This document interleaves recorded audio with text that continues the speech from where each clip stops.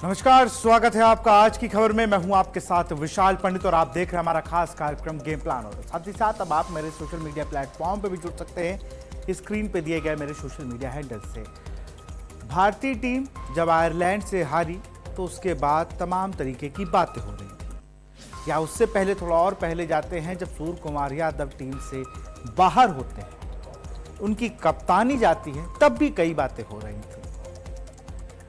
तो इन सारी बातों से ऊपर मैं एक बात को और थोड़ा पीछे ले जाता हूं, जब टेस्ट क्रिकेट से रोहित शर्मा और विराट कोहली की विदाई हो गई, या जब उन्हें बाहर कर दिया गया था, उनसे संन्यास लेने के लिए कह दिया गया था, तब कोच गौतम गंभीर ने एक बयान जारी किया था। क्योंकि कॉपीराइट इश्यू है तो वो बयान हम सुना नहीं सकते, लेकिन मैं आपको बयान बताता हूं।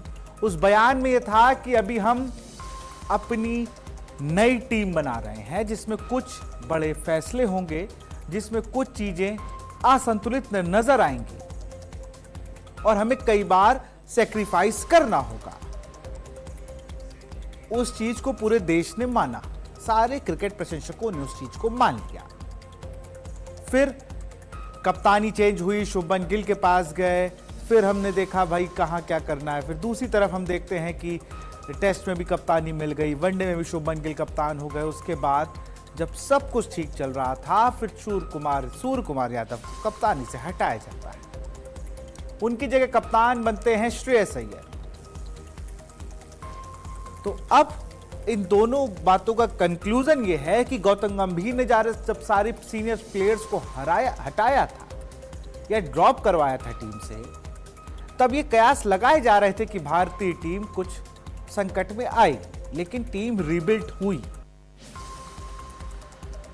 तो जो लोग भी निशाने में ले रहे हैं श्रेयस अय्यर को, तो ये दिक्कत श्रेयस अय्यर की नहीं, क्योंकि वो 3 साल बाद खुद टीम में आए।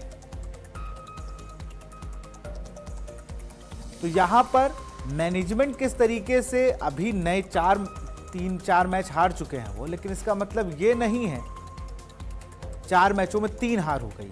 अगर देखा जाए 2 आयरलैंड और 1 इंग्लैंड में पानी से धुल गया। यहां पर सिर्फ श्रेयस अय्यर की गलती नहीं है, उनको नई टीम दी गई है। आईपीएल अपनी जगह है, इंटरनेशनल क्रिकेट अपनी जगह है।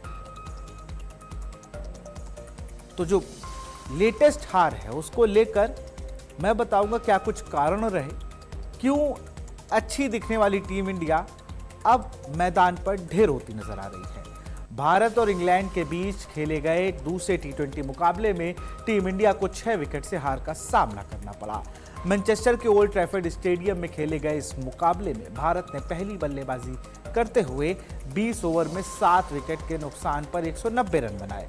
लक्ष्य का पीछा करने उतरी इंग्लैंड की शुरुआत बेहद खराब रही। पहले ओवर में अर्शदीप सिंह ने 2 विकेट लेकर भारत को शानदार शुरुआत दिलाई और ऐसा लग रहा था कि मुकाबला पूरी तरह से इंडिया की पकड़ में है। लेकिन क्रिकेट में सिर्फ अच्छी शुरुआत काफी नहीं होती। इंग्लैंड ने दबाव से बाहर निकलते हुए शानदार वापसी की और 19वें ओवर में 4 विकेट खोकर लक्ष्य हासिल कर लिया। इस जीत के साथ इंग्लैंड ने 5 मैचों की T20 सीरीज में बढ़त बना ली। अब बात करते हैं भारत की हार के सबसे बड़े वजह की। सबसे पहला नाम है रवि बिश्नोई। टीम के प्रमुख लेग स्पिनर इस मुकाबले में पूरी तरह से बेअसर रहे, खासकर वो 17वां ओवर जिसमें भारत को टर्निंग पॉइंट बन गया। भारत की हार में टर्निंग पॉइंट बन गया, जिसमें उन्होंने 29 रन खर्च किए। पूरे ओवर में बिश्नोई 60 रन लुटाए और 1 विकेट भी हासिल नहीं कर सके, और उसमें 3 नो बॉल भी शामिल है। अगर इसी चरण में वह रन रोकते तो या विकेट निकालते तो मैच का रुख बदल सकता था। दूसरी बड़ी वजह अर्शदीप सिंह का महंगा तीसरा ओवर। पहले ओवर में 2 विकेट लेकर उन्होंने इंग्लैंड को बैकफुट पर ढकेल दिया, लेकिन अगले स्पेल में लय बरकरार नहीं रख सके। तीसरे ओवर में 27 रन देने के बाद इंग्लैंड के बल्लेबाजों का आत्मविश्वास लौट आया और वहीं से मैच का पासा पलट गया। भारत की गेंदबाजी का एक और कमजोर पहलू रहा बीच के ओवरों में विकेट नहीं निकाल पाना। ये कोई आज का पहलू नहीं है, इस पर लगातार भारतीय टीम संघर्ष कर रही है, चाहे टेस्ट हो, वनडे हो या T20। शुरुआत में 2 विकेट, पावर प्ले तक अगर आप विकेट गिरा ले गए तो ठीक, वरना फिर तो भारतीय टीम पर कोई भी काबू कर सकता है। आयरलैंड में भी हमने देखा।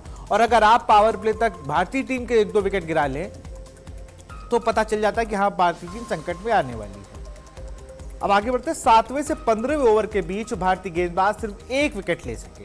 T20 क्रिकेट में यही समय मैच का फैसला करता है। अगर भारत इस दौरान 2 या 3 विकेट और निकाल लेता तो इंग्लैंड पर दबाव बढ़ सकता था।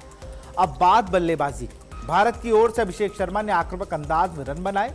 डेब्यू कर रहे वैभव सूर्यवंशी ने भी प्रभावित किया, जबकि कप्तान श्रेयस अय्यर ने तेज स्ट्राइक रेट से उपयोगी पारी खेली। लेकिन ईशान किशन की बल्लेबाजी सवालों के घेरे में रही। उन्होंने 40 गेंदों में 49 रन बनाए। हो सकता है कि वो विकेट गिर रहे थे इस वजह से, लेकिन वो अच्छी तरह सेट हो चुके थे, लेकिन अंतिम ओवर की अपेक्षित तेजी नहीं दिखा सके। अगर उनकी पारी थोड़ी आक्रामक होती तो भारत का स्कोर 200 के पार जा सकता था और मुकाबले की तस्वीर अलग होती। कुल मिलाकर भारत की हार की 4 बड़ी वजह रही। रवि बिश्नोई की महंगी गेंदबाजी, अर्शदीप सिंह का एक बेहद खर्चीला ओवर, बीच के ओवरों में विकेट लेने में नाकामी, ईशान किशन की धीमी बल्लेबाजी, यही वो कारण रहे जिन्होंने इंग्लैंड ने पूरा फायदा उठाया और शानदार जीत दर्ज की। अब देखना दिलचस्प होगा कि अगले मुकाबले में टीम इंडिया इन गलतियों में कितना सबक लेती है और सीरीज में वापसी कर पाती है या नहीं कर पाती। सवाल यह है कि कुलदीप कहां थे? टीम में तो है वो। सवाल यह है कि अर्शदीप पूरे आईपीएल को उठा के देख लीजिए, मैं अच्छी गेंदबाज है, बहुत अच्छे गेंदबाज, अच्छी गेंदबाजी करते हैं, लेकिन जो रन का कॉलम है वहां पर 45, 50, 60 रन हो तो अच्छा नहीं लगता। और भारतीय टीम के लिए सबसे कठिन समय ही यही आ गया है कि भारतीय टीम के पास ना तो शुरुआत के 6 ओवर फेंकने वाला कोई अच्छा गेंदबाज है जो विकेट दिला सके। बुमराह अगर नहीं है या सिराज नहीं है, और अगर सब कुछ ठीक है तो आप 10 से 15 या 15 से 20 ओवर में विकेट नहीं, मतलब जो आखिरी 10 ओवर होते हैं उनमें विकेट लेने में असमर्थ है। अब देखना होगा कि मौनी मौकल की जो तस्वीर उन्होंने बनाई है कि अच्छी गेंदबाजी की, मीडियम पेसर्स खोजने की, वो कितनी कारगर होती है।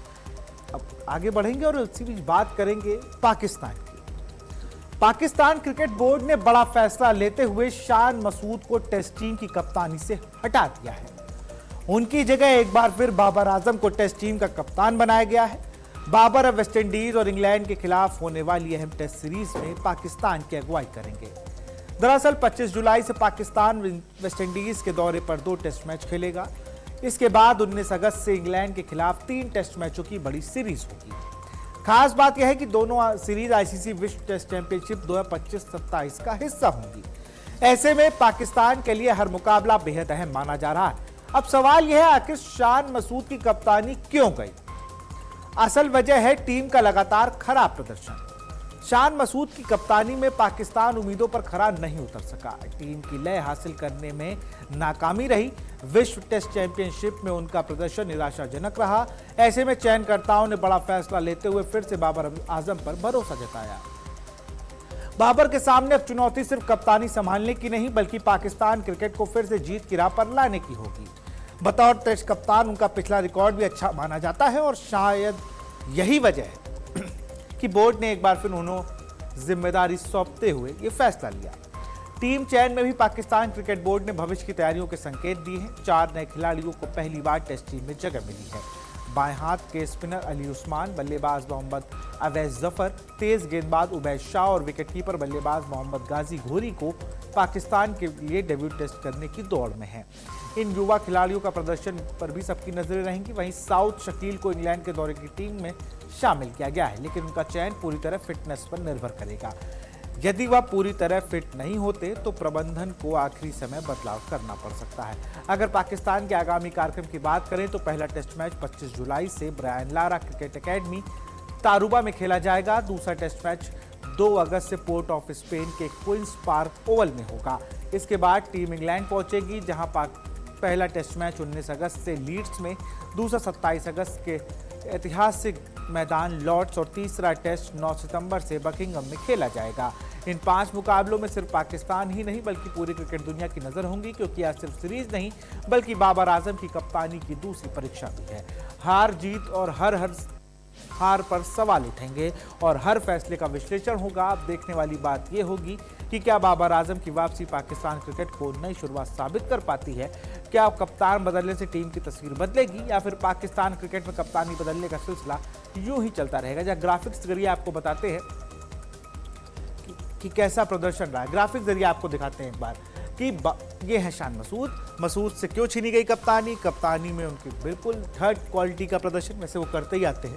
टीम विश्व चैंपियनशिप में 9वें अंतिम स्थान पर है। लगातार खराब नतीजों के बाद चयनकर्ताओं ने यह बड़ा फैसला लिया। 2023 से 2026 के बीच 16 टेस्ट में कप्तानी की, मुझे लगता है 6 या 5 जीते होंगे। 4 मुकाबलों में जीत है, सिर्फ 4, मतलब 12 मुकाबलों में हार से बांग्लादेश से भी सीरीज हारी है। 12 टेस्ट में पाकिस्तान को हार का सामना करना पड़ा। अब बाबर पे क्यों भरोसा हुआ है? चयनकर्ताओं ने अनुभवी बाबर आजम को फिर से कमान सौंपी। प्लेयर्स भी नहीं है।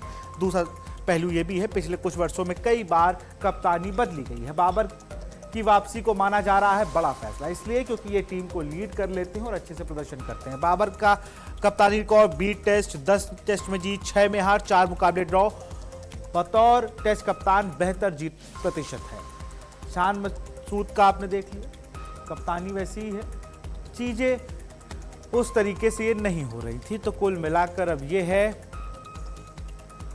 खराब प्रदर्शन वालों को हटा दिया गया है। अब जरा आगे बढ़ेंगे और बात करेंगे फीफा वर्ल्ड कप 2026 की। जब मुकाबला नॉकआउट का हो, तापमान 38 डिग्री सेल्सियस हो और पूरी दुनिया की निगाहें एक खिलाड़ी पर टिकी हों, तब बड़े खिलाड़ी ही बड़े मंच पर अपनी पहचान बनाते हैं।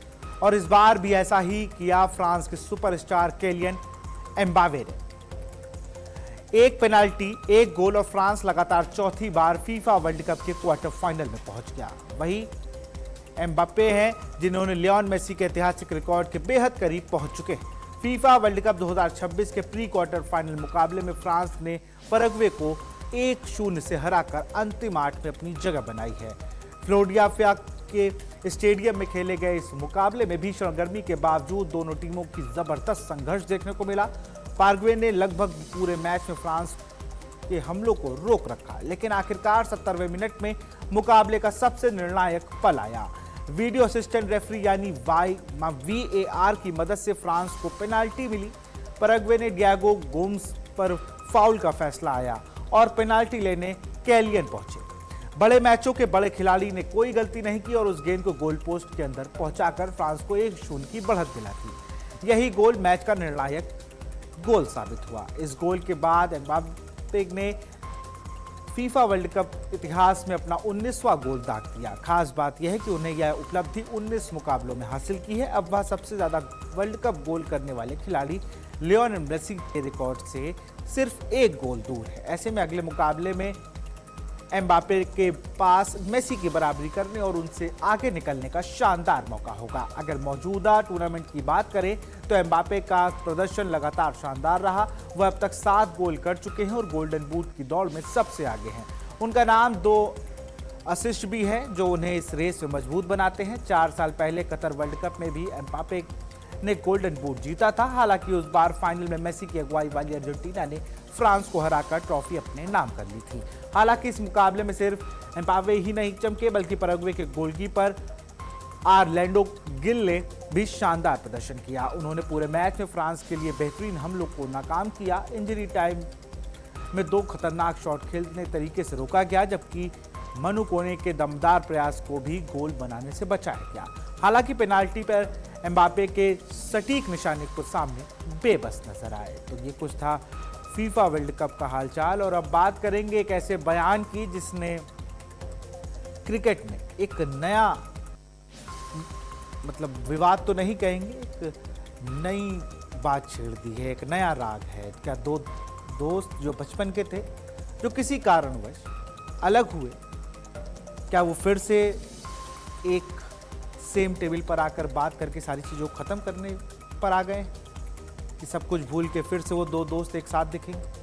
हम बात श्रीसंत और हरभजन सिंह की नहीं कर रहे हैं। हम बात कर रहे हैं एक ऐसी चीज़ की जोड़ी की, हम आपको बताते हैं। क्रिकेट के मुकाबले बदलते हैं, रिकॉर्ड बदलते हैं, लेकिन कुछ रिश्तों की कहानियां सालों तक सुर्खियां बनी रहती हैं। एक ऐसा ही रिश्ता जिसने कभी भारतीय क्रिकेट में सबसे ज्यादा चर्चा बटोरी, आज फिर खबरों में है। लेकिन इस बार वजह विवाद नहीं बल्कि सम्मान और दोस्ती है। एक समय जिन 2 खिलाड़ियों के बीच दूरियों की चर्चा विषय थी, आज उन्हीं में से एक खिलाड़ी ने खुले मंच से दूसरे की जमकर तारीफ की है। जी हां, यहां बात हो रही है मुरली विजय और दिनेश कार्तिक की। तमिलनाडु क्रिकेट एसोसिएशन के वार्षिक समारोह में उस वक्त हर कोई चौंक गया जब मुख्य अतिथि के तौर पर पहुंचे पूर्व भारतीय ओपनर मुरली विजय ने अपने संबोधन में दिनेश कार्तिक का नाम लिया। और उनकी खुलकर तारीफ की। मुरली विजय ने कहा कि वह बचपन से दिनेश कार्तिक को खेलते हुए देख रहे हैं और हमेशा उनके खेल के प्रशंसक रहे हैं। उन्होंने दिनेश कार्तिक को तमिलनाडु क्रिकेट इतिहास का सर्वश्रेष्ठ विकेट कीपर बल्लेबाज बताया। इतना ही नहीं, उन्होंने मन से उन्हें अपना बेहद अजीज दोस्त भी कहा। मुरली विजय ने अपने संबोधन में कहा कि उन्होंने कई बार नॉन स्ट्राइकर एंड से दिनेश कार्तिक की बल्लेबाजी को बेहद करीब से देखा। उनके मुताबिक कार्तिक जैसा बल्लेबाज उन्हें बहुत कम दिखा। विजय ने यह भी माना कि दिनेश कार्तिक के अनुभव और क्रिकेट की समझ ने उनके कैरियर में काफी मदद की। इसके लिए उन्होंने सार्वजनिक रूप से उनका धन्यवाद दिया। इन शब्दों ने हर किसी को इसलिए भी चौंकाया क्योंकि दोनों खिलाड़ियों का नाम लंबे समय तक भारतीय क्रिकेट के सबसे चर्चित निजी विवादों में लिया जाता रहा। साल 2010 के शुरुआती दौर में दोनों ने न सिर्फ तमिलनाडु के लिए बल्कि भारतीय क्रिकेट के लिए भी साथ खेले और बेहद करीबी दोस्त माने जाते थे। बाद में दिनेश कार्तिक और उनकी तत्कालीन पत्नी निकिता वंजारा का रिश्ता खत्म हो गया। इसके बाद निकिता ने मुरली विजय से शादी कर ली। इस घटना के बाद दोनों खिलाड़ियों के बीच दूरियां बढ़ गईं। हालांकि दोनों ने कभी भी सार्वजनिक मंच पर एक दूसरे के खिलाफ बयानबाजी नहीं की और अपने निजी जीवन को लेकर चुप्पी बनाए रखी। दिनेश कार्तिक ने निजी जीवन में आए इस बड़े बदलाव के बावजूद अपने क्रिकेट कैरियर को नई ऊंचाइयों तक पहुंचाया। उन्होंने भारतीय टीम में शानदार वापसी की, खुद को एक भरोसेमंद फिनिशर के रूप में स्थापित किया और शानदार पारियां खेली। लेकिन बाद में उन्होंने भारतीय स्टार दीपिका पल्लिकल से शादी कर ली। हाल ही में क्रिकेट संन्यास लेने के बाद वो आईपीएल में रॉयल चैलेंजर बेंगलुरु के सपोर्ट स्टाफ का हिस्सा है और कमेंट्री व क्रिकेट विश्लेषण में भी सक्रिय भूमिका निभा रहे हैं। वहीं मुरली विजय के इस बयान के बाद सोशल मीडिया पर सकारात्मक प्रतिक्रियाएं देखने को मिल रही हैं। क्रिकेट प्रशंसकों का मानना है कि यह सिर्फ तारीफ नहीं बल्कि वर्षों पुराने मतभेद को पीछे छोड़ने का सकारात्मक संदेश है। कई लोगों का कहना है कि खेल सिर्फ प्रतिद्वंदिता नहीं सिखाता बल्कि रिश्तों को जोड़ने की ताकत भी रखता है। अब यह कहना जल्दबाजी होगी कि दोनों खिलाड़ियों के रिश्ते पूरी तरह जैसे हो जाएंगे, लेकिन इतना जरूर है कि मुरली विजय के इन शब्दों ने वर्षों पुराने विवाद की जगह सम्मान, परिपक्वता और नई मिसाल पेश की है। ये पहला ऐसा मौका था जब दोनों में से किसी एक खिलाड़ी ने अपने निजी बयान या किसी कार्यक्रम में से खुल के बात की हो। बेशक वो 2010 या उसके बाद की स्थिति नहीं बताई उन्होंने, जब चीज़ें बहुत खराब हो गई थी, दोनों एक दूसरे को देख नहीं रहे थे। बात नहीं, अभी मुझे लगता बात नहीं होती है, लेकिन उसके बाद भी दोनों खिलाड़ियों ने ये बड़ा मन दिखाया। ऐसे तमाम इन खिलाड़ियों को देखना चाहिए, सीखना चाहिए, जिनके मन में थोड़ा भी विवाद की स्थिति हो। एक तरफ हम देखते हैं श्रीसंत और हरभजन सिंह का विवाद, जिसमें काफ़ी कुछ इंटरव्यूज़ में या वीडियोज़ के माध्यम से एक दूसरे पर हमला बोला जाता है। एक बहुत बड़े विवाद में रहे दिनेश कार्तिक। इस पूरे निजी झगड़े को लेकर निजी जो भी चल रहा था, उन सब के बीच जिस तरीके से चीज़ें हुई, उसके बाद भी कभी सार्वजनिक मंच पर किसी इंटरव्यू में मुरली विजय ने दिनेश कार्तिक के लिए और दिनेश कार्तिक ने मुरली विजय के लिए कभी कोई ऐसी भाषा का प्रयोग या ऐसी बात नहीं कही जिससे कि बात बढ़े। तमिलनाडु के एजीएम में जब ये सब बातें हो रही थी, जब वार्षिकोत्सव में सब हुआ, तो अनएक्सपेक्टेड था। किसी को जानकारी नहीं थी कि मुरली विजय कुछ ऐसा कहने वाले हैं दिनेश कार्तिक को लेकर। दिनेश कार्तिक चूंकि ब्रॉडकास्टिंग शेड्यूल्स में बिजी हैं, वो नहीं पहुंच सके थे इस समारोह में, लेकिन मुरली विजय ने बड़ा दिल दिखाया। उन्होंने बताया कि मेरा बचपन का दोस्त है, जिससे मैंने क्रिकेट जिसको देख के सीखा, जो तमिलनाडु के लिए प्राइड है, जिसने भारत को रिप्रेजेंट करके बता दिया कि तमिलनाडु कितना कैपेबल है क्रिकेटर्स के मामले में। उन्होंने कहा कि नॉन स्ट्राइकर से दिनेश कार्तिक को बैटिंग करते देखना उनके लिए एक अचीवमेंट था। उनसे बहुत कुछ सीखा। क्रिकेट में जो भी नई चुनौतियां आती हैं तो उनसे सीखने को मौका मिलता है। उनमें से एक चुनौती ये भी थी। तो यह आशा किया लग रहा है कि बहुत जल्दी तो नहीं, लेकिन एक मंच पर शायद अब दिखने में कुछ समय और बचा है, जब ये दोनों दोस्त एक बार फिर से एक मंच पर या एक ग्राउंड पर किसी लीग में साथ खेलते नजर आएंगे। तो फिलहाल मेरे साथ गेम प्लान में इतना ही। आप देख रहे हैं आज की खबर। नमस्कार।